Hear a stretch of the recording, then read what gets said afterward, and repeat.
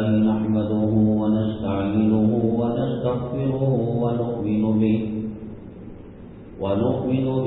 ونتوكل عليه ونعوذ بالله من شرور أنفسنا ومن سيئات أعمالنا من يهده الله فلا مضل له ومن يضلله فلا هادي له ونشهد أن لا إله إلا الله وحده لا شريك له ونشهد أن سيدنا ومولانا محمدا عبده ورسوله صلى الله عليه وعلى آله وأصحابه وبارك وسلم تسليما كثيرا كثيرا. أما بعد فأعوذ بالله من الشيطان الرجيم. بسم الله الرحمن الرحيم.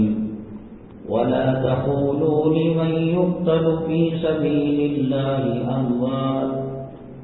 قال النبي صلى الله عليه وسلم حسين مني وأنا منه أو كما قال النبي عليه الصلاة والسلام. رب اشرح لي صدري ويسر لي أمري واحلل عقدة من لساني يفقهوا قولي. اللهم صل على سيدنا مولانا محمد في أول كلامنا. اللهم صل على سيدنا مولانا محمد في أوسط كلامنا. اللهم صل على سيدنا مولانا محمد في آخر كلامنا. معزز سامعین کرام، اسلامی نیا سال کا ابتدائی مہینہ، پہلا مہینہ محرم الحرام کی 10 تاریخ یوم عاشورہ 1443 ہجری ہے اور اگست کی 20 تاریخ 2021 ہے. آج کے جمعہ کے بیان کے اہم اقتباسات، اہم موضوعات یہ ہیں. چونکہ آج یوم عاشورہ ہے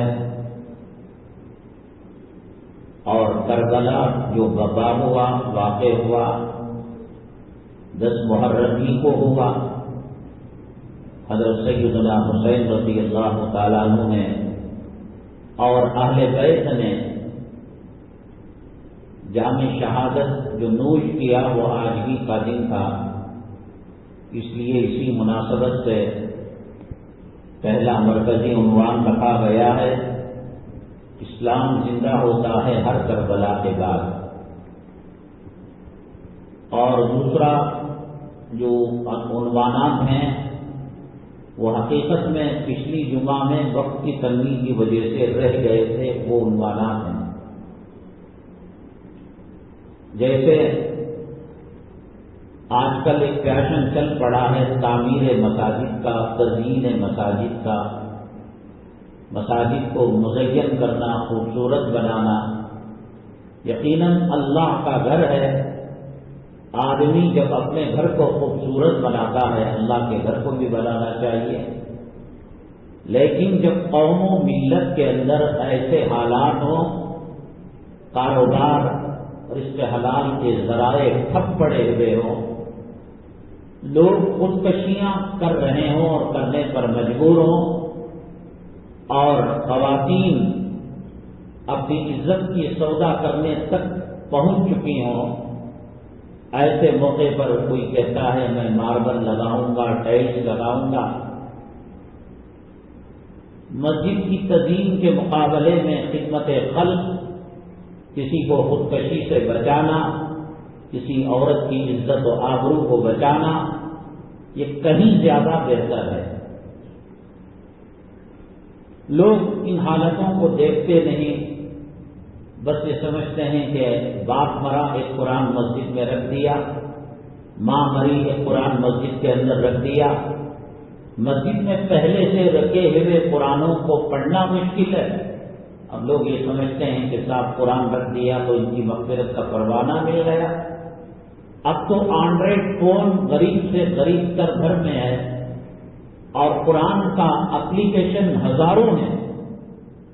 آپ بلیک اینڈ وائٹ میں پڑھنا چاہیں، کلر میں پڑھنا چاہیں، تجویدی علامات کے ساتھ پڑھنا چاہیں، ایسے میں مسجد کے اندر کلام پاک رکھنے کے مقابلے میں اپنے خاندان کے کسی غریب بچے کی اسکول فیس دے دینا، کرنٹ کی بل بند دینا یا کوئی بھی نیک کام کر دینا زیادہ بہتر ہے۔ اس کے بارے میں انشاءاللہ تفصیل آئے گی۔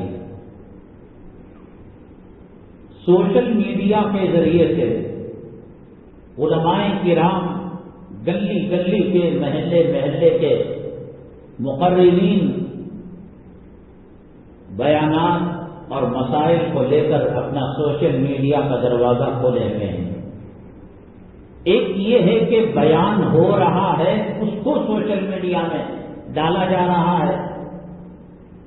بیان سوشل میڈیا کے لیے نہیں، سوشل میڈیا بیان کے لیے ہو، اس میں آنے کے لیے، چمکنے کے لیے، شہرت کے لیے، ریاکاری کے لیے، دکھاوے کے لیے کہ صاحب میں بھی ایسی تقریر کر سکتا ہوں، ایسے مسائل بول سکتا ہوں۔ جانے انجانے لوگ نیت کی خرابی کے ساتھ اگر بیانات کرتے ہیں اور سوشل میڈیا کا استعمال کرتے ہیں تو ان کا جو فاؤنڈیشن اور بنیاد ہے وہ شہرت ہے۔ شہرت کے ساتھ، ریاکاری کے جذبے کے ساتھ اگر کوئی قرآن بھی پڑھتا ہے، اگر کوئی بیان بھی کرتا ہے، اس میں تاثیر نہیں ہوتی۔ اخلاص باللہیت کے ساتھ بیانات ہوتے ہیں اور ان بیانات کو دوسروں تک پہنچانے کے لیے social media, WhatsApp, online اس کا استعمال کیا جاتا ہے تو اس میں تاثیر ہوتی ہے اور اس کے اندر آدمی کے اندر انقلاب اور بدلاؤ کا جذبہ پیدا ہوتا ہے۔ آپ اردو بیان ڈالیں، تمل ڈالیں، ملیالم ڈالیں، ہزاروں لوگ بیانات کے پلیٹ فارم پر ملیں گے۔ اور ایک ایسا پرفتن دور ہے کہ یہود اور نصارہ علماء کے لبادے میں، علماء کے لباس میں قرآن اور حدیث اور دینی بیانات کی آڑ میں مسلمانوں کو گمراہ کر رہے ہیں، مسلمانوں کو مسلک حق سے، مذہب حق سے ہٹا رہے ہیں۔ اس لیے شریعت نے جو طریقہ کار دے رکھا ہے، نبی کریم اور حضرات صلی اللہ علیہ وسلم اور حضرات صحابہ کرام کا دعوت و تبلیغ کا جو منہج ہے اسی کو اپنانا چاہیے، اسی میں زیادہ فائدہ ہے۔ اور وہ یہ ہے کہ اللہ کے نبی صلی اللہ علیہ وسلم نے فرمایا فانظروا امن تأخذون دینکم، پہلے بھانپ لو یہ کون ہے۔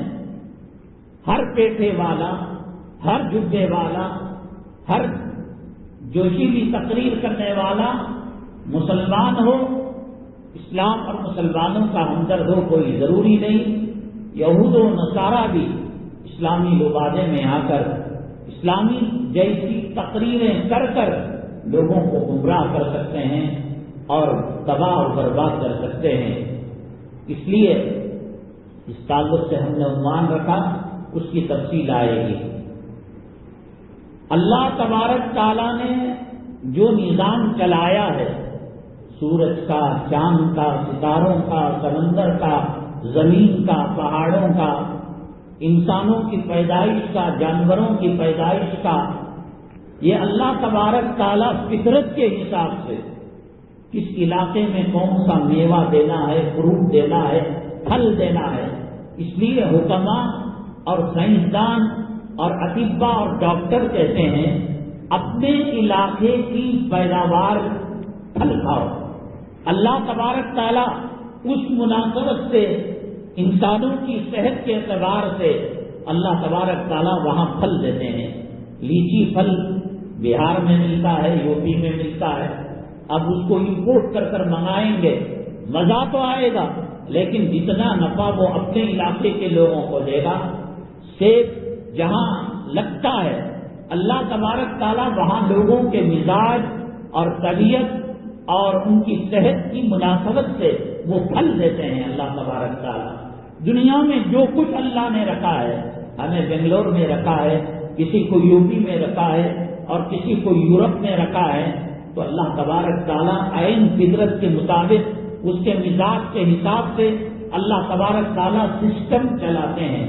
اور یہ پوری دنیا میری مٹھی میں امپورٹ ایکسپورٹ کیا، یہ نظام فطرت کے خلاف ہے، یہ مناسب نہیں ہے۔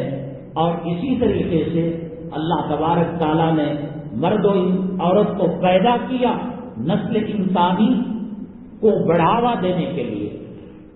اب اگر اس کے اندر بندش لائی جائے، ہم دو ہمارے دو، ہم دو ہمارا ایک، یہ اللہ کے نظام قدرت اور نظام فطرت سے ٹکراؤ لینا ہے۔ اور جو قوم اللہ کے نظام سے، اللہ کی قدرت سے ٹکراتی ہے، اللہ تبارک تعالیٰ اس کے وجود کو ختم کر دیتے ہیں اور اس کی زندگی کے اندر اللہ تبارک تعالیٰ عذاب لے آتے ہیں، تحس نحس کر دیتے ہیں۔ یہ جو آوازیں ہو رہی ہیں کہ مسلمانوں کی آبادیاں بڑھ رہی ہیں، آبادی کو گھٹاؤ، نسل کشی کرو، نسل بندی کرو۔ جب ہندوستان کے اندر نسل بندی کا قانون بننے والا تھا، حضرت اقدس مولانا قاری محمد طیب صاحب رحمۃ اللہ علیہ، حضرت اقدس مولانا علی میاں صاحب رحمۃ اللہ علیہ بڑی شد و مت کے ساتھ تحریک چلائی کہ یہ عین فطرت انسانی اور اللہ کی سنت کے خلاف ہے، اور اس قانون کو واپس لینے پر ان حضرات نے مجبور کیا۔ لیکن پھر دوبارہ ایسی باتیں ہو رہی ہیں کہ جو لوگ بچے زیادہ پیدا کریں گے ان کو قانونی اعتبار سے حکومت کی سطح پر جو فیسلٹیز ہوتی ہے، جیسے کہ یلو کارڈ ہوتا ہے یا اولڈ ایج لوگوں کو ٹکٹ کم دی جاتی ہے، راشن دیا جاتا ہے، اور جو فیسلٹیز ہیں ان کو ختم کر دیا جائے گا۔ یہ نظام قدرت اور اللہ تعالیٰ کی فطرت سے ٹکرانا ہے، اور اللہ کی فطرت سے ٹکرانا قدرت سے بغاوت ہے، اور قدرت سے جو بغاوت کرے گا وہ اپنا انجام دیکھ لے گا۔ پچھلے جمعہ ہم نے سوال رکھا تھا، بعض گناہ بہت چھوٹے ہوتے ہیں لیکن سزا بڑی خطرناک ہوتی ہے، جیسے کفر ہے، شرک ہے۔ اب اس نے کفر کر لیا، شرک کر لیا، اللہ تبارک تعالیٰ فرماتے ہیں ان اللہ لا یغفر ان یشرک بہ ویغفر ما دون ذلک لمن یشاء۔ اللہ تعالیٰ ہر گناہ معاف کرتے ہیں لیکن شرک کو معاف نہیں کرتے، کفر کو معاف نہیں کرتے اللہ تعالیٰ، اور جو مشرک ہوگا، کافر ہوگا، ہمیشہ ہمیشہ جہنم میں رہے گا۔ اور بعض گناہ بڑے ہوتے ہیں دیکھنے میں لیکن ان کی سزا چھوٹی ہوتی ہے۔ اللہ تعالیٰ کی کیا حکمت ہے، کیا مصلحت ہے، انشاءاللہ اس کو بیان کیا جائے گا۔ حضرات، آج 10 محرم یوم عاشوراء ہے۔ یوم عاشوراء کا نام سنتے ہی کربلا کا واقعہ دل و دماغ کے اندر گھومنے لگتا ہے، اور اس میں کوئی شک نہیں، کربلا کا جو سانحہ پیش آیا اور کربلا کا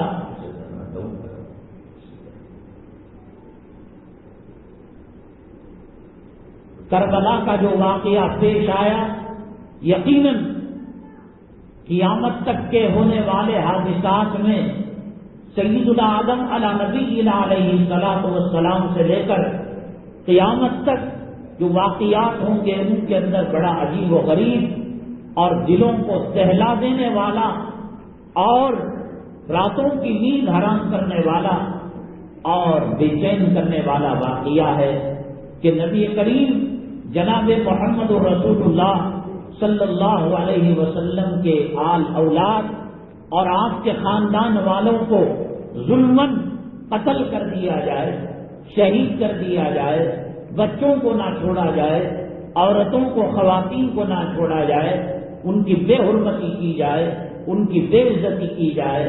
لیکن لوگ یہ سمجھتے ہیں کہ 10 محرم اس لیے مشہور ہے کہ کربلا کا واقعہ پیش آیا، اس لیے سارے عالم میں، ساری دنیا میں جو لوگ شیعہ ہیں وہ فوکس کرتے ہیں کربلا کے واقعے کو. وہ یکم محرم سے 10 محرم تک ہر رات تقریریں کرتے ہیں اور مرثیے پڑھتے ہیں، اور علماء کرام ہمارے بھی تقریریں کرتے ہیں تو کربلا کے واقعے کو فوکس کرتے ہیں، کربلا کے واقعے کو پیش کرتے ہیں. اور یوں سمجھ میں آتا ہے کہ 10 محرم یوم عاشورہ کربلا کی وجہ سے مشہور ہے. حضرت حسین رضی اللہ تعالیٰ عنہ 60 ہجری کے بعد کبھی کسی وقت واقعہ پیش آیا کربلا کا، آپ اور اہل بیت کے 70 افراد اللہ کے راستے کے اندر شہید کیے گئے.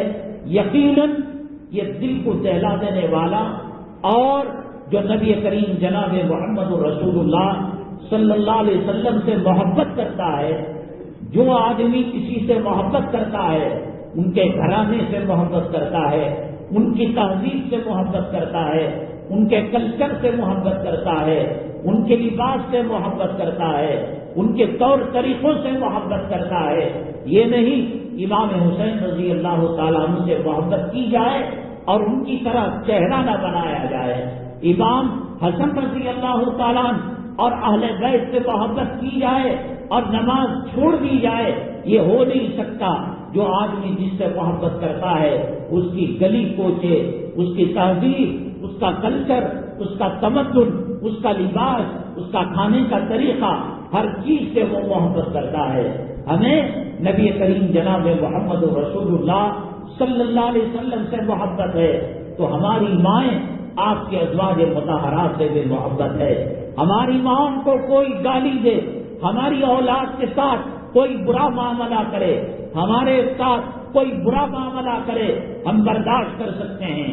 امی جان عائشہ صدیقہ رضی اللہ تعالیٰ عنہ پر انگلی اٹھے گی، ازواج مطہرات پر انگلی اٹھے گی، نبی کریم صلی اللہ علیہ وسلم کے صاحبزادوں پر، آل اولاد پر انگلی اٹھے گی، آپ کے صحابہ پر انگلی اٹھے گی، اور انگلی اس کے سامنے اٹھائی جائے، بدنام کیا جائے، لام تان کیا جائے، گری ہوئی نگاہ سے دیکھا جائے، اور پھر کوئی آدمی خاموش رہے، یہ اس بات کی علامت ہے کہ اس کے ایمان کا جنازہ نکل چکا ہے. رائی کے دانے کے برابر اس کے دل کے اندر ایمان نہیں ہے. ہماری جان، ہماری مال، ہماری آل اولاد، ہمارا خاندان اور خون کے قطرے قطرے کے اندر اگر اللہ تبارک تعالیٰ ایک الگ روح رکھے، الگ جان رکھے، یہ نبی کریم صلی اللہ علیہ وسلم کی آل اولاد اور آپ کے آل بیت پر، اہل بیت پر قربان ہے. ایک مرتبہ نہیں، لاکھوں مرتبہ قربان ہے. آپ کے ہم پر اتنے احسانات ہیں کہ اس جیسی لاکھوں کروڑوں کائنات مل کر آپ کے احسان کا بدلہ چکانا چاہے، آپ کے احسان، آپ کی آل اولاد کا احسان کا بدلہ نہ چکانا چاہے، قیامت آ سکتی ہے، لیکن ایک بال کے برابر، ایک پانی کے قطرے کے برابر آپ کا احسان کا بدلہ کوئی نہیں چکا سکتا. اس لیے سب کچھ برداشت ہوگا. کوئی آقا کی توہین کرے گا، صحابہ کی توہین کرے گا، آل اولاد کی توہین کرے گا، اہل بیت کی توہین کرے گا. یہ مسلمان کی شان نہیں کہ اس کے سامنے توہین کی جائے اور اس کو وہ برداشت کر لے. یقیناً یزید نے غلط حرکت کی. یقیناً 10 محرم کو عاشورے کے دن حضرت امام حسین رضی اللہ تعالیٰ عنہ کے ساتھ ناقابل برداشت واقعہ پیش آیا. یقیناً آپ کے بھائی حضرت حسن رضی اللہ تعالیٰ عنہ کو زہر دے کر شہید کیا گیا. یقیناً حضرت حسن اور حضرت حسین رضی اللہ تعالیٰ عنہ کے والد محترم حضرت علی کرم اللہ وجہہ کو ابن ملجم نے زہریلی تلوار مار کر شہید کر دیا. یہ شہداء کا خاندان ہے. ہمیں دل میں تکلیف ہوتی ہے. اور جو واقعہ کربلا کے میدان کے اندر پیش آیا اور ایک چھوٹا ننھا منا بچہ 2 سال کا، اس کے ساتھ جو واقعہ پیش آیا جب وہ پیاسے ہوئے اور پانی کے لیے ندی کے پاس لے جایا گیا، وہ پانی پانی العطش العطش کہہ رہا تھا بچہ. امید نہیں تھی اہل بیت کو کہ وہ بچے کے ساتھ بھی یہ سلوک کریں گے اور بچے کے ساتھ بھی یہ معاملہ کریں گے۔ یزیدی فوج دور سے یہ معاملہ دیکھ رہی تھی کہ بچے کو ندی کے قریب لے جایا جا رہا ہے۔ 2 سال کا بچہ، کیا عمر ہوتی ہے، کیا خطا کی اس نے، کیا جرم کیا اس نے۔ لڑائی حضرت حسین رضی اللہ تعالیٰ عنہ سے ہو سکتی ہے، لڑائی علی اکبر سے ہو سکتی ہے، لڑائی علی اصغر سے ہو سکتی ہے، لڑائی وہ قافلے سے ہو سکتی ہے جو قافلہ یزید پر بیعت کرنے کے لیے تیار نہیں تھا۔ کیا بات کی لڑائی تھی، کس چیز کا اختلاف تھا؟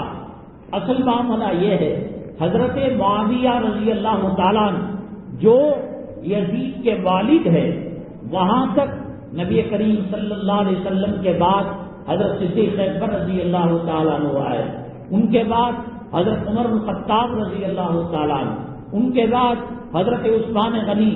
خلافت کا سلسلہ چلتا رہا اور خلافت کے اندر جب خلیفہ کا انتقال ہو جاتا ہے تو شورا کے اراکین، اللہ والوں کی جماعت بیٹھ کر میٹنگ کرتی ہے کہ اس کے بعد کون خلیفہ بنے گا اور اس کے بعد کون تخت نشین ہوگا۔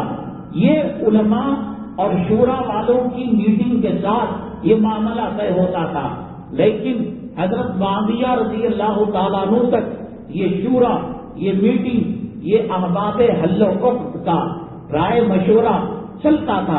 امیر معاویہ رضی اللہ تعالیٰ عنہ نے یزید کو بغیر مشورے کے بادشاہ بنا دیا اور وہاں سے خلافت کا جو منہج تھا وہ ایک دوسری پٹری پر چلنے لگا۔ امام حسین رضی اللہ تعالیٰ ماننے کے لیے تیار نہیں تھے، کہا حضرت صدیق اکبر جو طریقے سے خلیفہ بنائے گئے، حضرت عمر بن خطاب اور خلفائے راشدین اور پھر اس کے بعد جو خلفاء آئے حضرت امیر معاویہ رضی اللہ تعالیٰ عنہ تک، وہ طریقہ اپنایا جائے۔ پتہ نہیں کیا حالات تھے حضرت امیر معاویہ رضی اللہ تعالیٰ عنہ کے سامنے کہ ان حالات کی مجبوری کی وجہ سے یزید کو بغیر مجلس شورا کے، بغیر میٹنگ کے، بغیر مشورے کے ان کو خلیفہ بادشاہ نامزد کر دیا گیا۔ خلافت شریعت کی پسندیدہ چیز ہے، خلافت منہج قرآن ہے، خلافت منہج سنت ہے۔ ملوکیت، بادشاہت ایک اسلامی مزاج نہیں ہے، اور خلافت کے اندر تقوی کو دیکھا جاتا ہے، طہارت کو دیکھا جاتا ہے۔ آپ تمام خلفائے راشدین کی ہسٹری پڑھیں گے، حضرت سیدنا عمر بن خطاب رضی اللہ تعالیٰ عنہ کئی لاکھ مربع میل پر آپ نے خلافت کے جھنڈے کو قائم کیا تھا، لیکن کبھی جمعہ پڑھانے کے لیے آتے تو تاخیر ہو جاتی۔ نماز کے بعد صحابہ کرام رضوان اللہ علیہ اجمعین آپ کے ساتھی پوچھتے، اے عمر 1:15 بجے آپ کو آنا تھا، 1 بجے آپ کو آنا تھا، آپ 10 منٹ لیٹ کر آئے، لوگوں کو ویٹ کرایا، انتظار کرایا، مشقت میں ڈالا۔ حضرت عمر بن خطاب امیر المؤمنین خلیفۃ المسلمین کئی لاکھ مربع میل پر اور دنیا کے ایک یورپ سے بڑھ کر علاقے پر آپ نے خلافت کے جھنڈے کو قائم کیا تھا۔ آنکھوں میں آنسو لا کر فرماتے ہیں، ساتھیوں بات یہ ہے کہ نبی کریم صلی اللہ علیہ وسلم نے فرمایا جمعہ کے لیے پاکیزہ کپڑوں کو استعمال کیا جائے۔ تمہارے امیر المؤمنین اور خلیفۃ المسلمین کے پاس یہ پہنا ہوا صرف ایک جوڑا تھا، اس ایک جوڑے کو دھو کر سکنے تک جو وقت ہوا وہ وقت جو ہے یہ آنے میں تاخیر کا سبب بن گیا۔ دوسرا کپڑا نہیں تھا، چپل میں سیون لگے ہوئے تھے، ٹانکے لگے ہوئے تھے۔ ایک بدوی مدینہ طیبہ آیا، کہا تمہارا بادشاہ کہاں رہتا ہے، تمہارا امیر المؤمنین کہاں رہتا ہے، تمہارا خلیفۃ المسلمین کہاں رہتا ہے؟ بڑے تصور کے ساتھ آیا تھا۔ اس نے کسرا کو دیکھا تھا، قیصر کے محل کو دیکھا تھا، ایران کے محل کو دیکھا تھا، بادشاہوں اور شہنشاہوں کی قیامگاہوں کو دیکھا تھا۔ ایک تصور، ایک خواب اور ایک سجایا ایک خیال لے کر آیا تھا ایسا محل ہوگا، واچمین ہوں گے، ہاتھ میں تیر اور بھالے ہوں گے، کہا کہ وہاں ملیں گے، اور وہاں جا کر جو دیکھا درخت کے نیچے اینٹ کا تکیہ بنا کر وہ امیر المؤمنین جس کی جنت کے اندر محل بن چکا تھا، وہ امیر المؤمنین جس کے لیے نبی کریم صلی اللہ علیہ وسلم نے دعا کی تھی، مانگ کر لیا تھا، وہ امیر المؤمنین جو زمین پر چلتا تھا اور آسمان سے وحی آتی تھی، وہ امیر المؤمنین جس راستے سے چلتا تھا شیطان راستہ ہٹ کر کاٹ لیتا تھا، وہ امیر المؤمنین جو راتوں کو روتا تھا اور یوں کہتا تھا کہ میری دور حکومت میں حکومت اور خلافت کی جگہ ایک کتا ایک جانور کی پیاسا مر جائے گا، مجھے ڈر ہے کہ کہیں اللہ کو میں اس کا جواب نہ دے سکوں۔ خلافت حکومت کرنے کا نام نہیں، باڈی گارڈ رکھنے کا نام نہیں، چھوٹی چھوٹی بیماریوں پر امریکہ جا کر یورپ جا کر علاج کرنے کا نام نہیں۔ ایک ملک ایک حکومت سے دوسری حکومت کے اندر سلطنت منتقل ہوتی ہے تو وہاں کا سابق بادشاہ پیسہ لے کر جاتا ہے، سونا لے کر جاتا ہے، چاندی لے کر جاتا ہے۔ وہ امیر المؤمنین تھا کہ جو کچین کو تکیہ بنا کر وہ سو رہا تھا، پسینہ آ رہا تھا۔ وہ امیر المؤمنین تھا جس کے جانور کو بیت المال کی چراگاہ کے اندر چلایا گیا، معلوم پڑا سارے جانور بیت المال کو وقف کر دیے، کہا کہ بیت المال مسلمانوں کی امانت ہے، اس میں امیر المؤمنین کے اونٹ چارہ نہیں چل سکتے۔ یہ زندہ نمونہ تھے، اس کے اندر انسان کو سکون ملتا تھا، عورت کو عزت ملتی تھی، اور اس کے اندر زمین بات مانتی تھی۔ ایک مرتبہ ایک بڑھیا کھڑی ہوئی رو رہی تھی، حضرت سیدنا عمر بن الخطاب رضی اللہ تعالیٰ عنہ سے نے پوچھا اماں جان کیوں رو رہی ہو؟ کہا میری مالکن نے تیل منگایا تھا، پھسل کر سلپ ہو کر وہ تیل گر گیا، زمین کے اندر جذب ہو گیا۔ مالکن بڑی کٹھور ہے، وہ مارے گی، وہ ڈانٹے گی، وہ گالیاں دے گی۔ کہنے لگے کہ اگر یہ تیل مل جائے، امیر المؤمنین آپ مذاق فرما رہے ہیں؟ نہیں، اگر کہہ دوں تو اس کے بعد کہا اگر اللہ کی نگاہ میں میرے محبوب صلی اللہ علیہ وسلم کے آنکھوں میں میں محبوب ہوں، میں پسندیدہ ہوں، اے زمین میں اللہ کا بندہ ہونے کے ناطے تو بھی اللہ کی بندی ہے، نکال دے یہاں سے تیل کو۔ تو دیکھا ابل کر تیل آیا اور اس بڑھیا نے اس تیل کو اپنے پیمانے اور اپنے گلاس کے اندر رکھا اور لے کر زمین، نیل، آسمان، پہاڑ سب ان کی بات مانا کرتے تھے، راحت ہوا کرتی تھی، کوئی یقین سکتا نہیں تھا، کوئی بیوہ آہکار نہیں بجاتی تھی، ایک سکون، ایک اطمینان، ایک راحت کی زندگی خلافت کے اندر نصیب ہوتی ہے۔ یزید اس آرام کو، اس سکون کو خیر آباد کر کر بادشاہت قائم کرنا چاہتا تھا۔ حضرت امام حسین رضی اللہ تعالیٰ جب معلوم پڑا بیعت کرنے کے لیے تیار نہیں ہوئے اور صورتحال معلوم کرنے کے لیے مدینہ طیبہ سے مکہ مکرمہ آئے، اور مکہ مکرمہ آنے کے بعد وہ کربلا کی سرزمین پر جانے کا ارادہ کیا۔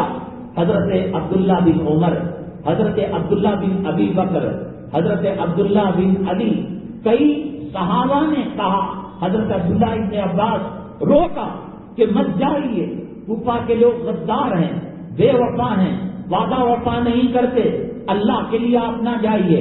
انہوں نے کہا کہ ٹھیک ہے میں نہیں جاؤں گا۔ حضرت مسلم بن عقیل رضی اللہ تعالیٰ عنہ کو نمائندہ بنا کر بھیجا، کوفہ والے مجھے بلا رہے ہیں، جاؤ انسپیکشن کرو، معائنہ کرو۔ جا کر انسپیکشن کیا، معائنہ کیا، کوفہ اور دور دراز کے لوگ حضرت مسلم بن عقیل رضی اللہ تعالیٰ عنہ کا ویلکم کیا، خوش آمدید کہا اور ان کا بڑا اکرام کیا، احترام کیا۔ گورنر یزید کا جو متعین تھا اس علاقے میں ابن زیاد، حضرت نعمان بن بشیر رضی اللہ تعالیٰ نبی کریم صلی اللہ علیہ وسلم کے صحابی گورنر تھے۔ معلوم تھا یزید کو اور یزید کے حواریوں کو اور یزید کے حکومت کے اہلکاروں کو کہ نعمان بن بشیر رضی اللہ تعالیٰ نبی کے صحابی ہیں، فیصلہ حق بجانب کریں گے، وہ یہ نہیں دیکھیں گے کہ کون بادشاہ یزید ہے، کون حسین عوام کے اندر آتا ہے، ان کا مقام کیا ہے۔ اس لیے ان کی گورنری کو ناحق معطل کر کر ابن زیاد جس کے حسب و نسب کے اندر بھی شوق تھا، وہ کبھی بھی اپنی ماں کا نام بتاتا تھا، باپ کا نام نہیں بتاتا تھا، اس کو گورنر مقرر کیا۔ ابن زیاد فطرت کے اعتبار سے، طبیعت کے اعتبار سے بڑا جلاد تھا، بڑا ظالم تھا۔ اس میں جب پتا چلا کہ ہزاروں لوگ حضرت مسلم بن عقیل رضی اللہ تعالیٰ عنہ کے ہاتھ پر نیابتاً حضرت حسین رضی اللہ تعالیٰ عنہ پر بیعت کر لی ہے، تو ابن زیاد نے لوگوں کو ڈرایا، دھمکایا، ان کی بیعت توڑو اور یزید کے ہاتھ پر بیعت کرو۔ لوگ ڈر گئے تلوار کے سامنے، ظلم و تشدد کے سامنے، اور پھر باتوں میں اکسا کر بہلا کر حضرت مسلم بن عقیل رضی اللہ تعالیٰ عنہ کو کہیں پناہ دینے کے نام پر لے جا کر ان کو شہید کر دیا اور ان کو قتل کر دیا۔ وہ زمانہ سوشل میڈیا کا زمانہ نہیں تھا، انٹرنیٹ کا زمانہ نہیں تھا، موبائل کا زمانہ نہیں تھا، آن لائن چیٹنگ کا زمانہ نہیں تھا۔ ایک بات کوفہ سے مکہ مکرمہ تک، مدینہ طیبہ تک پہنچنے کے لیے ایک لمبا وقت درکار ہوتا تھا۔ حضرت حسین رضی اللہ تعالیٰ عنہ کا قافلہ پڑاؤ کیا ہوا تھا، ان کو یہ خبر تو پہلی ملی۔ حضرت مسلم بن عقیل جو آپ کے نمائندہ بن کر کوفہ گئے تھے، ان کا ویلکم کیا گیا، ان کے ہاتھ پر بیعت کی گئی، ان کا استقبال کیا گیا، اور آپ کا ویٹ کیا جا رہا ہے، انتظار کیا جا رہا ہے۔ ہزاروں خطوط لکھے، آئیے حضرت حسین، آپ اہل بیت ہیں، نبی کے پسندیدہ ہیں، نبی کے محبوب ہیں، نبی کے چہیتے ہیں، آپ سے محبت کرنا اللہ سے محبت کرنا ہے، آپ سے نفرت کرنا اللہ کے دین سے دوری ہے، اور اللہ کے عذاب خدا ایسے ایسے خطوط لکھے۔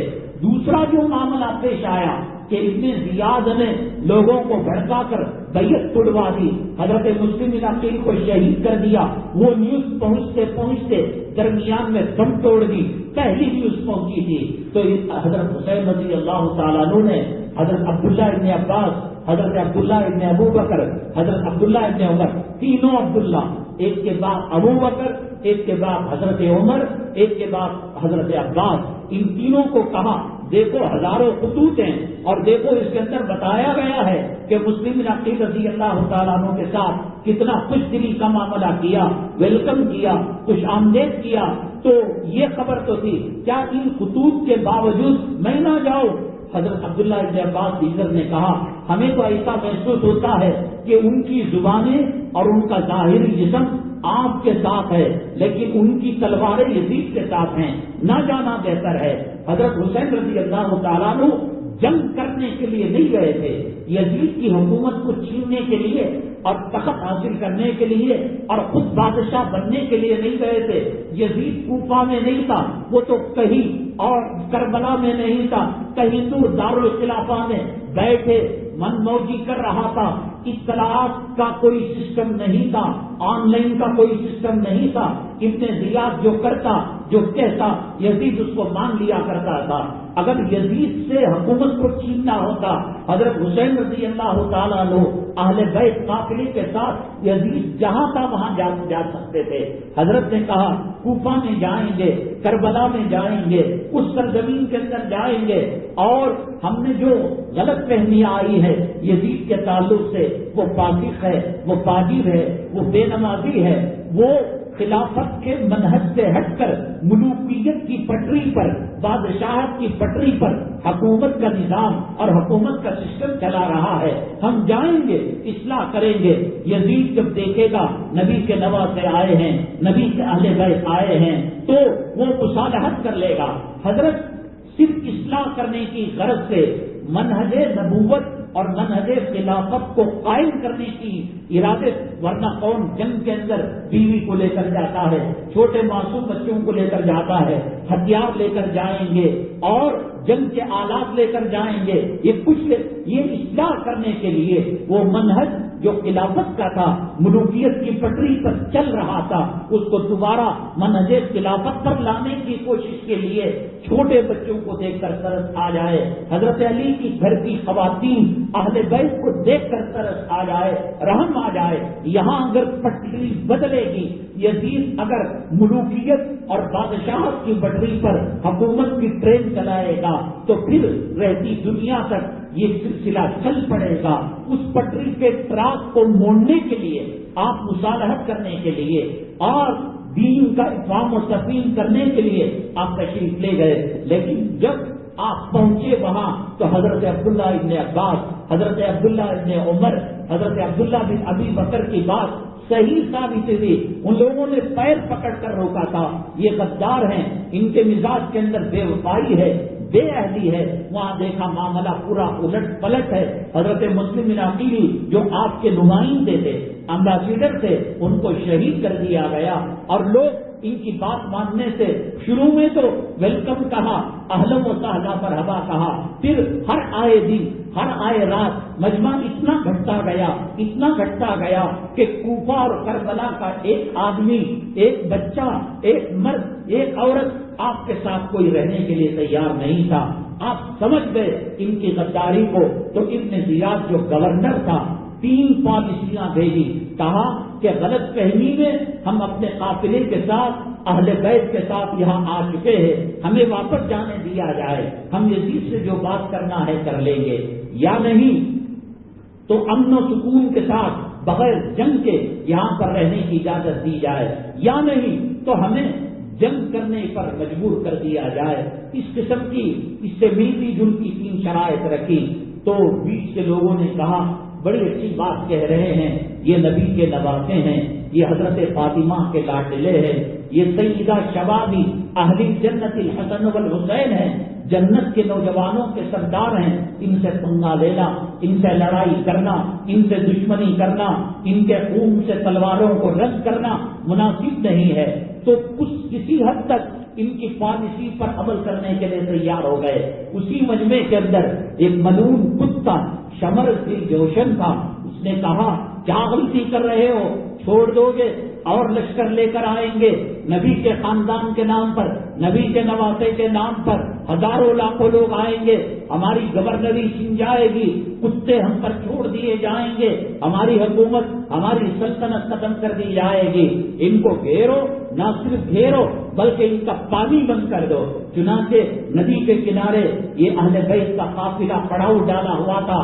1000 کے لشکر کو وہاں پر بھیجا اور کہا کہ تم ندی کے آگے چلے جاؤ، پانی نہیں لے سکتے، پیاسا رکھا گیا. آدمی کھانے کے بغیر ایک لمبی مدت رہ سکتا ہے، لیکن پانی کے بغیر بڑی مشکلات پیش آتی ہیں. ان میں نبی کے نواسے تھے، نبی کے گھرانے کے لوگ تھے، نبی کے گھرانے کے خواتین تھی. یاد رکھیے گا کہ ان لوگوں کے ساتھ کربلا میں جو لوگ حضرت حسین کے مقابلے میں آئے، اہل بیت کے مقابلے میں آئے، وہ کافر نہیں تھے، وہ یہودی نہیں تھے، وہ عیسائی نہیں تھے، وہ مشرک نہیں تھے، وہ نمازی تھے، وہ نبی کے امتی تھے، وہ نبی کے غلام ہی تھے. اس سے پتہ چلا اسلام کو مسلمان داڑھی رکھ کر، اسلام کا نام رکھ کر، مسلمانوں کے نطفوں سے پیدا ہو کر وہی کام کرے گا جو یزید اور ابن زیاد اور شمر ذی الجوشن نے اپنے زمانے کے اندر کام کیا تھا. چلو ہندوؤں کی لڑائی مسلمانوں سے ہو رہی ہے، یہودیوں کی لڑائی تو بات، یہ کون ہے ابن زیاد، یہ کون ہے شمر ذی الجوشن، یہ کون ہے یزید، یہ کون ہے یزیدی لشکر. اس میں سے تو ایک صاحب تھے جو لشکر کے سپہ سالار تھے، انہوں نے کہا نانا اہل بیت پر تلوار نہیں اٹھا سکتا. انہوں نے اس وقت تک اہل بیت کا ساتھ دیا جب تک کہ وہ شہید نہ ہو گئے. مسلمان ہی تھے لیکن ان کے اعمال اس درجے خراب تھے کہ حق و باطل کا نظام ختم ہو چکا تھا، حق و باطل کا فرق ختم ہو چکا تھا، ایمان اور کفر کا فرق ختم ہو چکا تھا، ظالم اور مظلوم کا فرق ختم ہو چکا تھا. اللہ ورنہ یہ لوگ تو مسلمان تھے، ان کو پتا تھا امام حسین رضی اللہ تعالیٰ عنہ کا مقام کیا ہے، اہل بیت کا مقام کیا ہے. قرآن کریم کے اندر اللہ تبارک تعالیٰ نے اہل بیت کی تعریف کی ہے. انما یرید اللہ لیذھب عنکم الرجس اہل البیت ویطہرکم تطہیرا. اللہ نے ان کا مقام بیان کیا ہے، ان کی فضیلتوں کو بیان کیا ہے. آپ کیا نہیں سمجھتے 1400 سال بعد جب ہمیں پتہ چلتا ہے حضرت حسن کا مقام کیا، حضرت حسین کا مقام کیا، حضرت علی کا مقام کیا، حضرت فاطمہ کا مقام کیا، حسن کون تھے، حسین کون تھے، نبی کا ان سے کیا رشتہ تھا، اس زمانے کے اندر نبی کریم صلی اللہ علیہ وسلم کو نبوت سے سرفراز کیا گیا، رسالت سے سرفراز کیا گیا. بچوں کو پیار کرنا ایک آر سمجھا جاتا تھا، ایک عیب سمجھا جاتا تھا. بھائی اتنا بڑا آدمی ہے، چیف جسٹس ہے، لیکچرار ہے، پروفیسر ہے، ارب پتی ہے، کروڑ پتی ہے، یہ بچوں کے ساتھ پیار کر رہا ہے. حضرت اسامہ بن زید رضی اللہ تعالیٰ نبی کریم صلی اللہ علیہ وسلم سے ملاقات کے لیے آئے. میں کیوں کہہ رہا ہوں، یزیدی لشکر کو معلوم تھا کہ حسین کے لب حضور پاک صلی اللہ علیہ وسلم کے لبوں کو لگے ہوئے ہیں. حسین کے اندر خون حضرت علی کا دوڑ رہا ہے، حضرت حسین کے اندر دودھ کے اثرات حضرت فاطمہ کے ہیں. حسین کے سر پر سایہ اپنے نانا سرور کونین صلی اللہ علیہ وسلم کا ہے. یہ کوئی یورپ کا بندہ نہیں ہے، یہ کوئی امریکہ کا انگریز نہیں ہے. یزید جانتا ہے، گورنر جانتے ہیں، کوفہ والے جانتے ہیں. حضرت اسامہ بن زید رضی اللہ تعالیٰ عنہ فرماتے ہیں میں کسی غرض سے نبی کریم صلی اللہ علیہ وسلم کے پاس گیا. حسین کو کربلا کا سانحہ پیش نہ آتا، حسین کربلا میں شہید نہ ہوتے اور کربلا کا واقعہ پیش نہ آتا، سب بھی حضرت حسین کو اس وقت جب کربلا میں رسول اللہ صلی اللہ علیہ وسلم کا وصال مبارک ہوا، 7 سال کے تھے، اسی وقت اللہ کے نبی صلی اللہ علیہ وسلم نے ان کو فرما دیا سیدہ شبابی اہل الجنت الحسن والحسین. 7 سال کی عمر میں مجتہد جان فزا سنا دیا، حسن حسین میرے نوازے، میرے آنکھوں کی ٹھنڈک، میرے دل کی حرارت، میرے کلیجے کی راحت، جنت کے نوجوان. ابھی کربلا تو بہت دور ہے، ابھی کوفہ تو بہت دور ہے، ابھی جو ہے معرکہ حسین بہت دور ہے، ابھی یزید کی شرارت اور ابن زیاد شمر دل جوشن کے حرامی پنا بہت دور ہے. انتقال کے وقت 7 سال کی عمر تھی. حضرت اسامہ بن زید فرماتے ہیں نبی کریم صلی اللہ علیہ وسلم کے کتنے لاڈلے تھے، کتنے محبوب تھے، کتنے شہیدے تھے اور کس درجے پیار کرتے تھے. جب ہم کو پتا ہے کیا یزید کو پتا نہیں تھا، گورنروں کو پتا نہیں تھا، کوفہ والوں کو پتا نہیں تھا.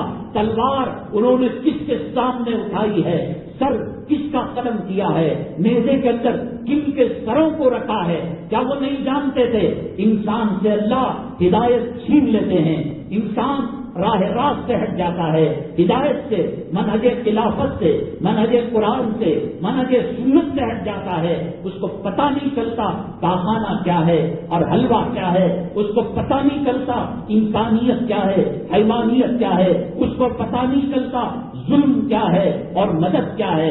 دیکھو حضرت اسامہ بن زید فرما رہے ہیں کہ میں جو پوچھنا تھا پوچھ لیا. ایک کمبل تھی، ایک چادر تھی، اس کے اندر 2 چیزیں ابھر رہی تھی جیسے تربوز کے سر ہوں، ایسے ایسے حرکت کر رہے تھے. حضرت میں نے کہا اس زمانے کے اندر اولاد سے میاں محبت کرنا، چوما چاٹی کرنا، ان کو سینے سے لگانا، ان سے پیار و محبت کی بات کرنا. اسی لیے جب حضرت ابراہیم کا انتقال ہوا نبی کریم صلی اللہ علیہ وسلم رونے لگے. صحابہ کرام نے کہا اتب کی آپ بھی روتے ہیں بچے کے انتقال پر، یعنی بچوں سے پیار.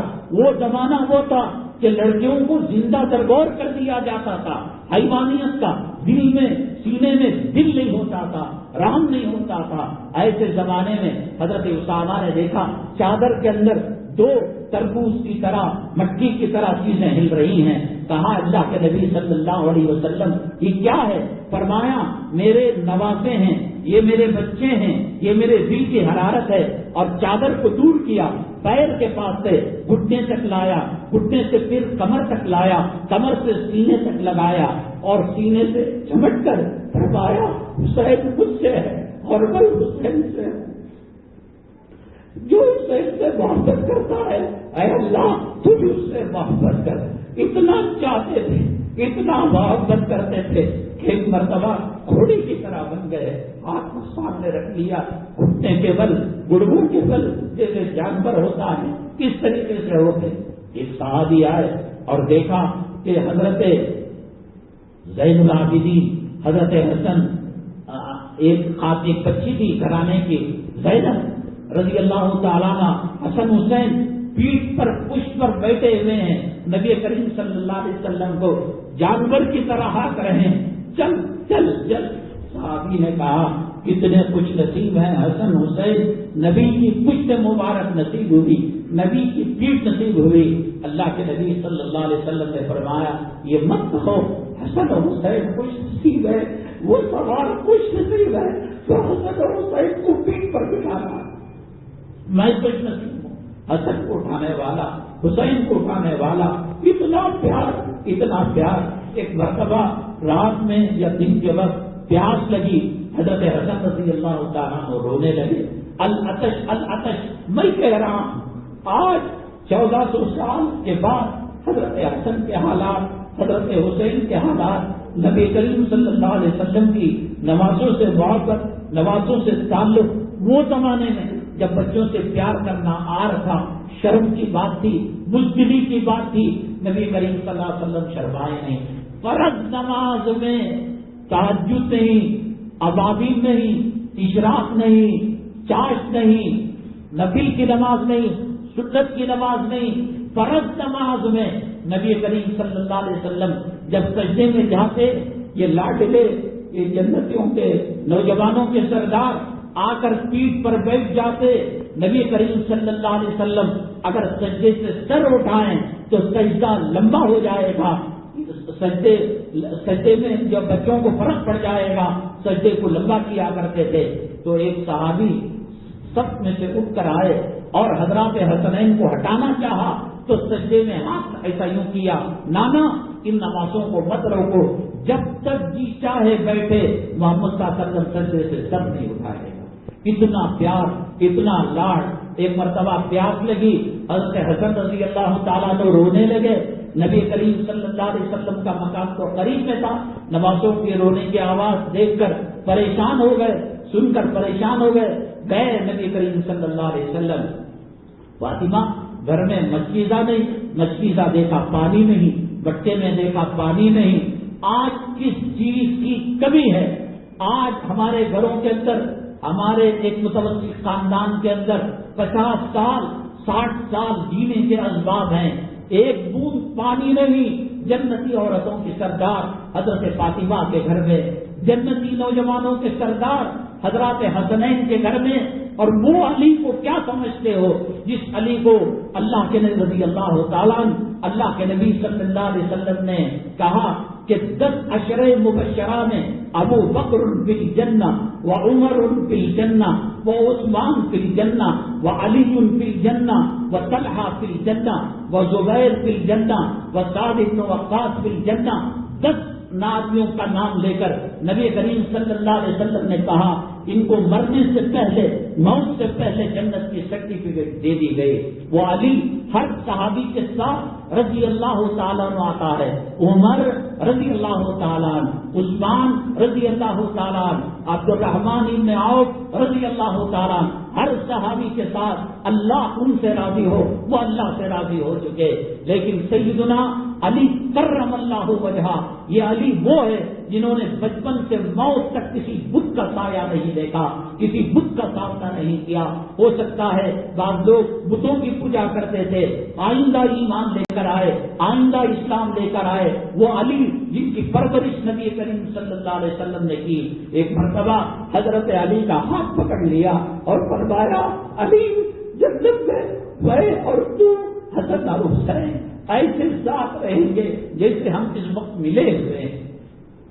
یہ علی کے گھرانے کے حسنین تھے، یہ فاطمہ کا دودھ پیے ہوئے حسین تھے، یہ نبی کے نواسے حضرت حسین تھے۔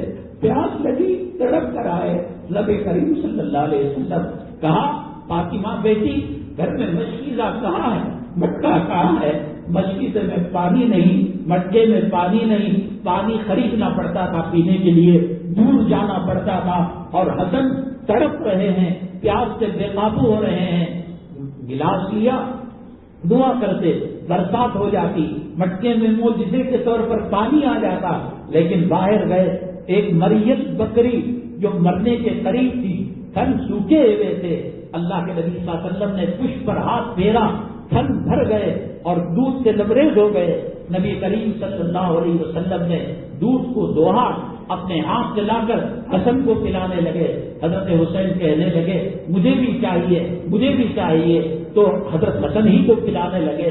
حضرت فاطمہ رضی اللہ تعالیٰ عنہ نے پوچھا میرے آقا میرے سردار میرے ابو کیا آپ کو صرف حسن سے پیار ہے؟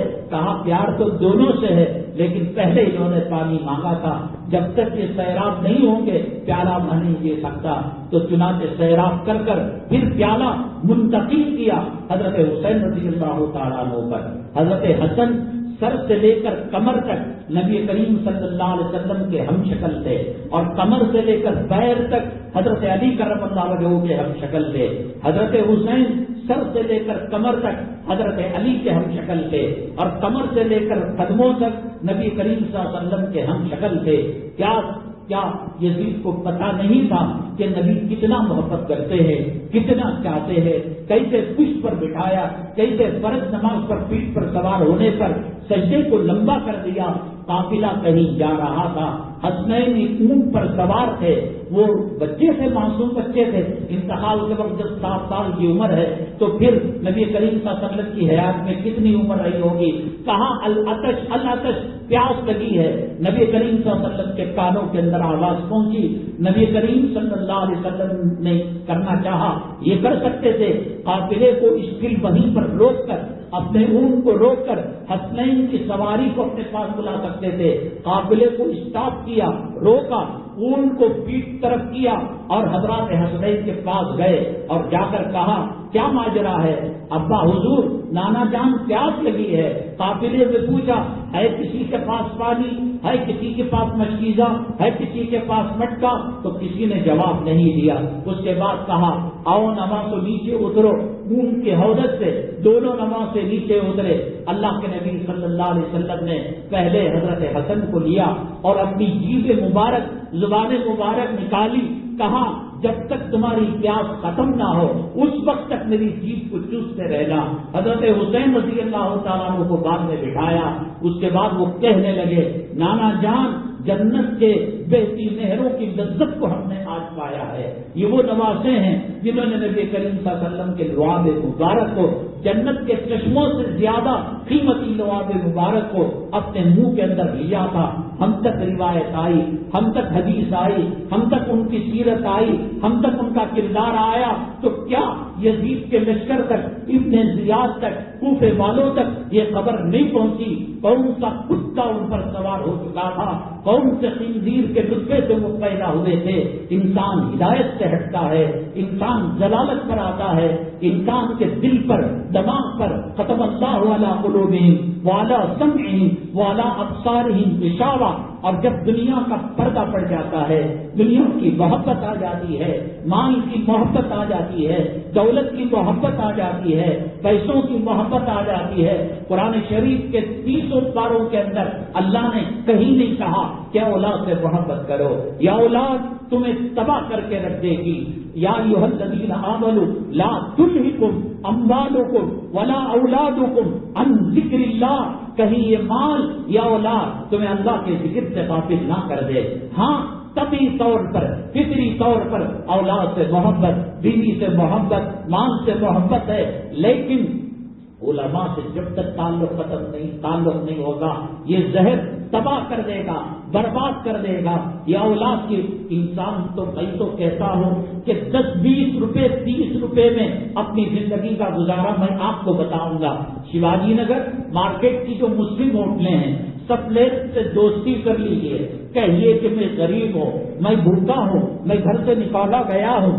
آپ 10-20 روپے لے لیجیے. لوگوں کا وہ کھانا جو بچا ہوا ٹوٹی میں ڈالتے ہیں، نالے میں ڈالتے ہیں. 10 منٹ میں آپ کو پراٹھا مل جائے گا، پھچکا مل جائے گا، بریانی مل جائے گی اور آپ کو گوشت مل جائے گا. 30 روپے میں زندگی ہو سکتی ہے. یہ لون کا لینا، یہ قرضوں کا لینا، یہ سود میں ڈوب کر ماں کا بلاత్కాر کرنا، ان کی کالجوں کی فکر، ان کے لباسوں کی فکر، ان کو اچھا رکھنے کی فکر، ان کی شادیوں کی فکر. 30 روپے میں ہمارا گزارا ہو سکتا ہے. اولاد کی وجہ سے، بیوی کی وجہ سے، گھرانے کی وجہ سے ہماری زندگیاں تباہ برباد ہو رہی ہیں. حلمی مزید جیسا جہنم کے اندر جہنمی کو ڈالا جاتا ہے تو جہنم کہتا ہے اور ڈالو اور ڈالو. کیا نبی کی اولاد نہیں تھی؟ کیا نبی کی بیویاں نہیں تھی؟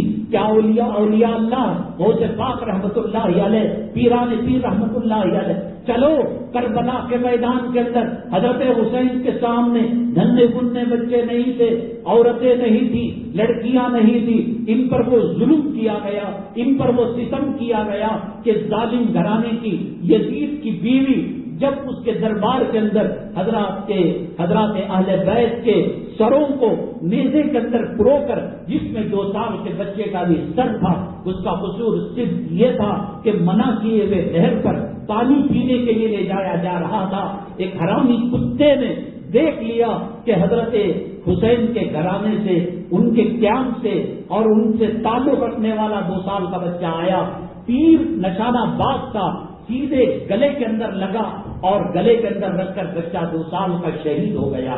کیا برا چاہا تھا اس نے؟ کیا اس نے قصور کیا تھا؟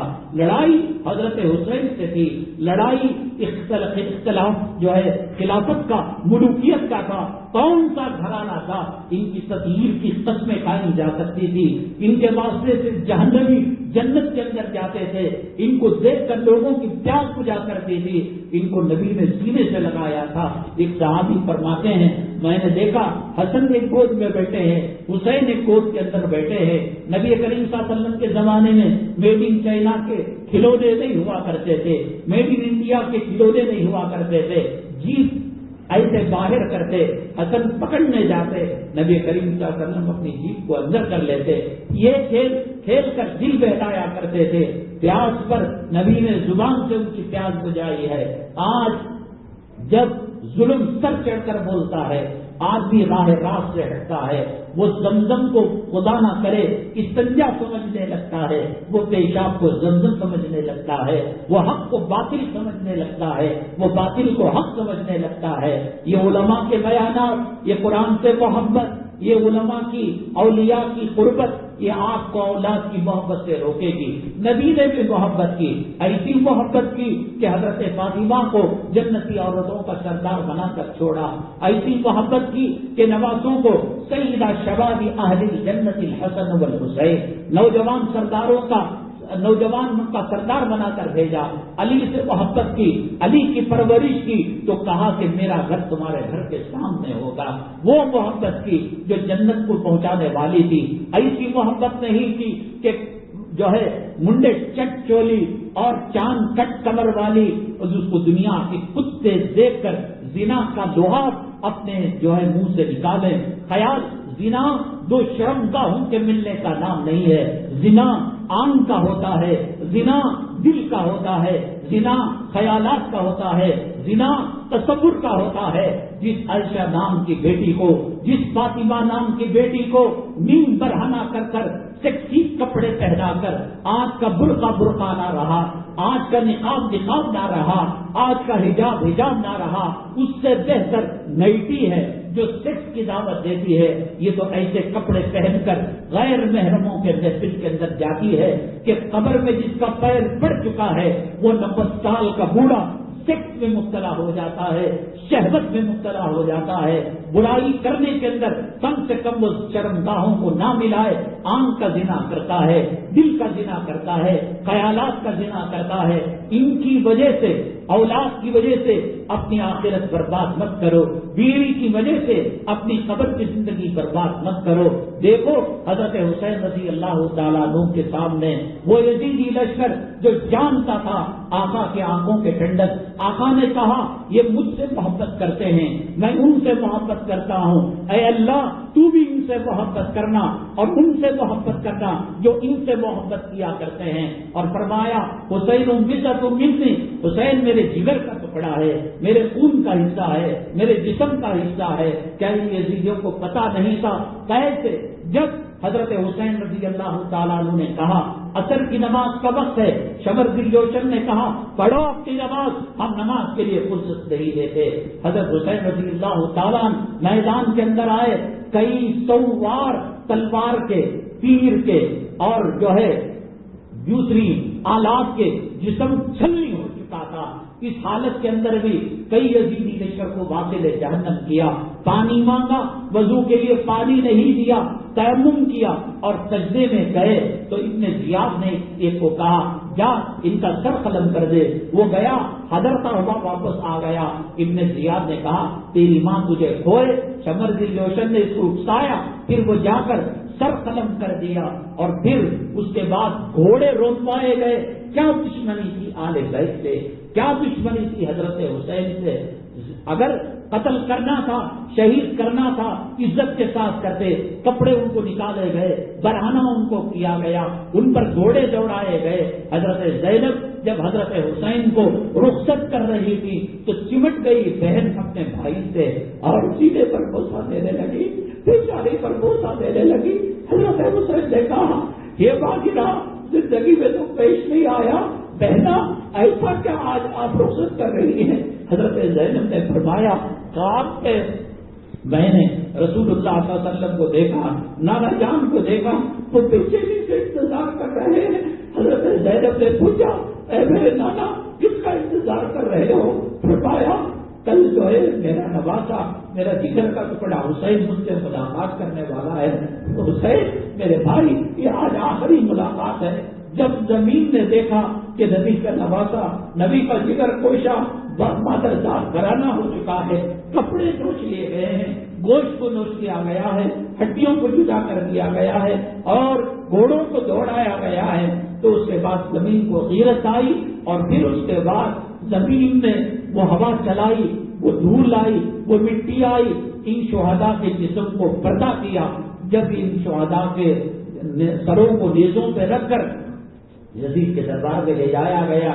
یزید کی بیوی با پردہ تھی، با شرع تھی، لیکن جب ان عورتوں کی حالت کو دیکھا، ان کے کانوں سے مال نکالنے کے لیے نوچا گیا، ان کے سر سے دوپٹہ نکالا گیا اور نیزے کے اندر سروں کو رکھ کر یزید کے پاس لے جایا گیا. یزید نے حضرت حسین کے لبوں پر چھڑی ماری، سر پر چھڑی ماری. حضرت زید ابن ارقم رضی اللہ تعالیٰ، یہ ارقم وہ ہیں بڑے بوڑھے صحابی ہیں. جب مکہ مکرمہ میں پارلیمنٹ ندوہ بنائی کافروں نے، ان کا گھر تھا حضرت زید کا ارقم، تو انہوں نے دار ارقم بنا کر نبی کریم صلی اللہ علیہ وسلم سے کہا کہ آپ اپنی پارلیمنٹ ہاؤس بنائیں. روتے ہوئے کہا کبھی نے ملعون اس لب پر مارتا ہے، اس لب پر نبی نے اپنے ہونٹ لگائے تھے، بوسہ کیا تھا، اس لب پر مارتا ہے. ابن زیاد کا انجام اسی جگہ جہاں پر یزید کے سامنے حضرت حسین کا سر پیش کیا گیا، وہ ایک الگ عنوان ہے. قاتلان حسین کا انجام کیا ہوا؟ بہرحال یہ واقعہ تھا کربلا کا. جان تو دے دی، بچ سکتے تھے، بھاگ سکتے تھے، کمپرومائز کر سکتے تھے، لیکن حضرت حسین نے کہا یہ نبی کا گھرانہ ہے، سر کٹ سکتا ہے یزیدیت کے سامنے، باطل کے سامنے، لیکن سر جھک سکتا نہیں. یہ معاہدہ کیا، یہ ایگریمنٹ کیا. اگر یہ نہ کرتے قیامت تک کے لیے خلافت اور ملوکیت کی جو جنگ تھی وہ ختم ہو جاتی. لوگ ملوکیت کو بھی اسلام سمجھنے لگتے اور ایمان سمجھنے لگتے. بہرحال یہ جو یوم عاشورہ ہے، میں نے آپ کو بتایا یہ خوش نصیبی ہے یوم عاشورہ کی. حضرت حسین کے واقعے نے چار چاند لگا دیے، اہل بیت نے چار چاند لگا دیے. بھوکے پیاسی حالت کے اندر انہوں نے کمپرومائز نہیں کیا، انہوں نے صلح نہیں کی، انہوں نے کسی کے سامنے سر جھکایا نہیں. ہم نے اس آج کے تعلق سے حدیث ہے جو اپنے اہل و عیال پر غصہ رکھے گا، کھانے پینے میں پہننے میں خرچ زیادہ کرے گا، اللہ تبارک تعالیٰ سال بھر اس کے رزق کے اندر خیر و برکت برآمد فرمائیں گے. اب دیکھیں ایمان اللہ پر کہاں رہا. مؤذن کی صدا، نبی کی صدا، بلال کی صدا، اللہ کی پکار، حی علی الصلاۃ پر کون باپ کہتا ہے بیٹے روٹی کھا لے. اب ایک طریقہ یہ ہے کہ بیٹا یوں کہے میں روٹی نہیں کھاتا، اور دوسرا طریقہ یہ ہے بولتا تو نہیں مگر کھاتا بھی نہیں. دونوں باپ کے نافرمان ہیں. ایک تو بولتا ہے، ایک تو نماز سے کیا ملے گا. ایک کہتا ہے کہ اذان تو سنتا ہے لیکن جاتا نہیں. کہاں ایمان رہا، کہاں بھروسہ رہا. کیرلا میں جائیں گے، بنگال میں جائیں گے، کشمیر میں جائیں گے، صاحب ہماری روزی میں خیر و برکت نہیں. اللہ کے نبی صلی اللہ علیہ وسلم نے فرمایا یوم عاشورہ کے اندر جو وسعت کرے گا اللہ تبارک تعالیٰ سال بھر اس کی زندگی میں خیر و برکت مرمت فرمائیں گے. کہاں نئے کپڑے نظر آ رہے ہیں, کہاں گھروں کے اندر ان کا کھانا نظر آ رہا ہے. نبی کی بات پر ایمان نہیں. برتھ ڈے منائیں گے, بیوی کے اینیورسری منائیں گے. ہمارے پاس جو حیثیت تھی آپ دیکھیے, ہر چیز ہم نہیں پہن کر آئے. اللہ کے نبی صلی اللہ علیہ وسلم پر اعتماد ہے, بھروسہ ہے, اسی کو ایمان کہتے ہیں. خرچ کیجیے, اور دینے کی بات تو نہیں ہے یہاں, تو اپنے اہل و عیال پر خرچ کرنے کی بات ہے. روزہ اللہ کے نبی صلی اللہ علیہ وسلم نے فرمایا, مجھے امید ہے پچھلے 1 سال کے گناہ کو اللہ تعالیٰ معاف کر دے گا. بہرحال اللہ تبارک تعالیٰ ان کربلا کے شہداء کے صدقے میں امت کے مسائل کو حل فرمائے.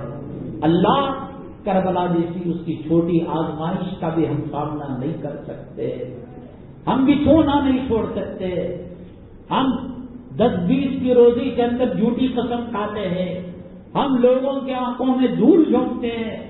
کربلا میں اگر حسین کے قافلے میں آپ ہوتے, کیا جورو کو دیتے, کیا بچے کو دیتے؟ حضرت ابراہیم علیہ السلام کے مقابلے میں ان کے سامنے اسماعیل علیہ السلام تھے. آپ اگر ابراہیم علیہ السلام کی جگہ ہوتے, اسماعیل علیہ السلام آپ کا بیٹا ہوتا, کیا چھری چلاتے؟ اسماعیل پر چھری چلانے کی بات نہیں. کربلا کی سرزمین پر 2 سال کا بچہ جب پانی مانگتا ہے تو گلے پر تیر پھینکا جاتا ہے. حضرت حسین اس خون کے نکلنے والے فوارے کو ہاتھ میں لے کر آسمان کی طرف اڑاتے ہیں اور کہتے ہیں, اللہ اگر تو اسی پر رضامند ہے, تو اسی پر خوش ہے کہ نبی کے اعلیٰ اولاد ذبح کی جائے, شہید کی جائے, اللہ اس سے بڑا سودا کرنے کے لیے ہم تیار ہیں. 1 خروش برداشت نہیں کر سکتے آپ, کیا قربانی؟ الصلاۃ خیر من النوم پر بستر چھوڑ دو, حلال و حرام کی تمیز کرو. سود کھا کر تم کھاؤ گے, میری ماں کا بلاత్కాر نہیں, میں کھاؤں گا تمہاری ماں کا بلاత్కాر نہیں. اپنی ماں کی عزت کرو جس ماں نے 9 ماہ تک پیٹ کے اندر پالا پوسا, جس ماں کے قدموں کے نیچے جنت ہے. وہ کہہ رہے ہوتے کربلا میں کس طرف ہوتے؟ شمر سے جوشن کی طرف ہوتے, یزید کی طرف ہوتے, حضرت حسین. اللہ ایسے امتحانات, اس آزمائش کا ہم میں تحمل نہیں, ٹوٹے پھوٹے سجدوں کو قبول فرما لے, ہماری توبہ کو قبول فرما لے.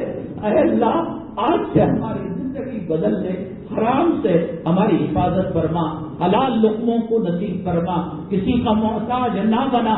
مدینہ طیبہ کی ریاض الجنہ کی شہادت کی موت نصیب فرما. اے اللہ ہمارے پاس کوئی چیز نہیں جسے ہم آپ کے دربار میں پیش کر سکے, ہم صرف یہ کہہ سکتے ہیں بے بقی میں حضرات ازواج مطہرات کے قدموں کے پاس ہماری قبر بنی تھی, نبی کے لاڈلوں کے قبر کے پاس, پیروں کے پاس ہماری قبر بنی تھی. حضرت عثمان غنی شہید کے پہلو میں ہماری قبر بنی تھی. اللہ بقی میں ہماری قبر بنا. قیامت میں نبی کریم صلی اللہ علیہ وسلم کا شفاعت کا پروانہ نصیب فرما. ہم نے کہا تھا کہ گناہ چھوٹا ہوتا ہے, ہمارے پاس کوئی اوزار نہیں ہے, کوئی پیمانہ نہیں ہے کہ گناہ کون سا چھوٹا کون سا بڑا ہوتا ہے. ایک آدمی بینک میں ڈاکہ ڈالتا ہے, مہینوں سے کوشش کرتا ہے کہ 2-3 کلومیٹر گھر سے سوراخ کرتا ہے, سرنگ بناتا ہے, تجوری توڑتا ہے, ویلڈنگ کرتا ہے, لیکن اس کی سزا ہاتھ کاٹنا ہے. اور اگر قتل کرتا ہے 1.5 منٹ کے اندر سر قلم کر دیتا ہے, عزت لوٹتا ہے, چند منٹ کے اندر وہ معاملہ ختم ہو جاتا ہے. تو یہ شریعت گناہ کی کیفیت کو دیکھتی ہے, کتنا وقت لگ رہا ہے وہ نہیں دیکھتی.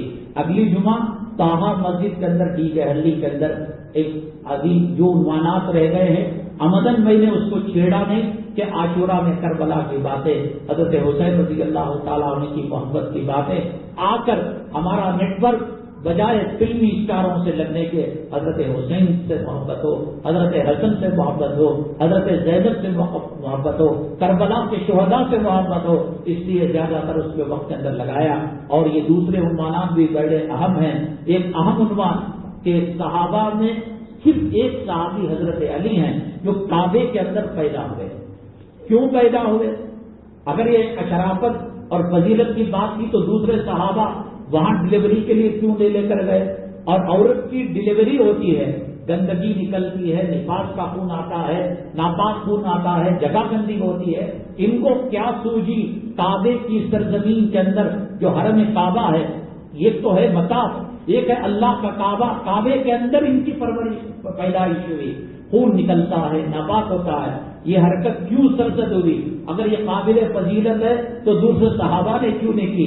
اگر یہ بے ادبی گستاخی ہے، حالانکہ عرب ایمان لانے سے پہلے مکے کا احترام کرتے تھے، کعبے کا احترام، حجر اسود کا احترام، حرام پیسہ نہیں لگانا، پھر کیوں یہ واقعہ پیش آیا؟ اس عظیم الشان سوال کے جواب کے ساتھ وہ خدمت خلق، مسجدوں کی بناوٹ اور آن لائن جو شہرت پسند علماء بیان کر رہے ہیں اور جو آبادی پر پابندی کی بات ہے، حضرات آپ کو معلوم ہے حالات ہندوستان کے نازک ترین چل رہے ہیں۔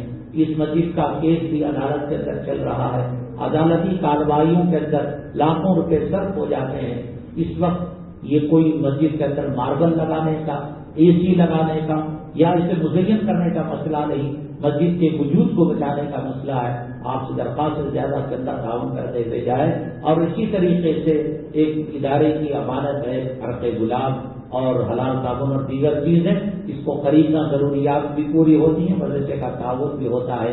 اللہ تبارک تعالیٰ شہداء کربلا کی صدقے میں ہماری زندگیوں میں تقویٰ طہارت لائے، اور چاہتے نہ چاہتے ہماری پیشانی کے بال پکڑ کر اللہ دین اسلام پر ہمیں چلائے اور ہمارا خاتمہ ایمان پر فرمائے۔ آمین واخر دعوانا الحمدللہ۔